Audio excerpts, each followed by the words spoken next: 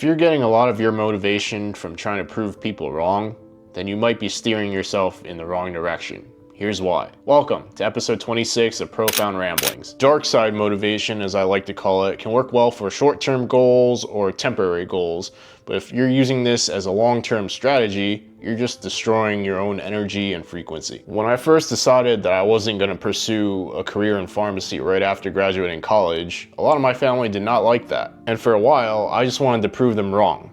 And my way of doing that was to make as much money as possible. So all of my goals and ventures reflected that.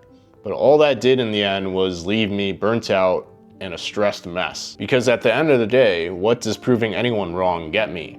And I told you so in 5 seconds of feeling right. But as I've said before, a sign of personal growth is if you handle a familiar situation differently. So I was on a cruise earlier this year with some of my family, and we were having breakfast and we got seated at this random table with a random couple. We started talking and the guy asked me what I did for a living. And I said marketing consulting, and he asked me if that was what I studied in college. I said no, I studied pharmacy in college.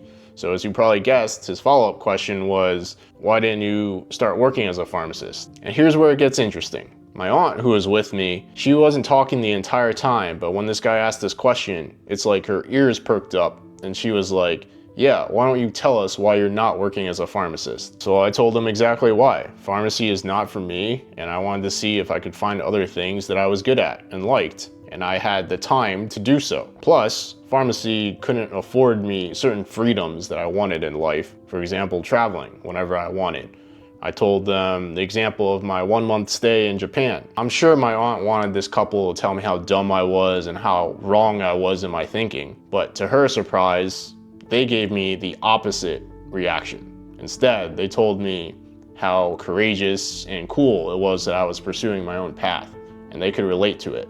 But I bring this up because I didn't get any satisfaction from this conversation. I wasn't like, oh yeah, got you.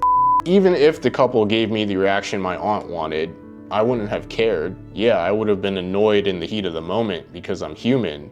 But at the end of the day, what do my life choices have to do with them? My younger self might have felt proud at this moment, but I was indifferent. And that's because my motivation now stems from a different, healthier source, which is trying to fill my lifeline with as many fulfilling experiences as possible.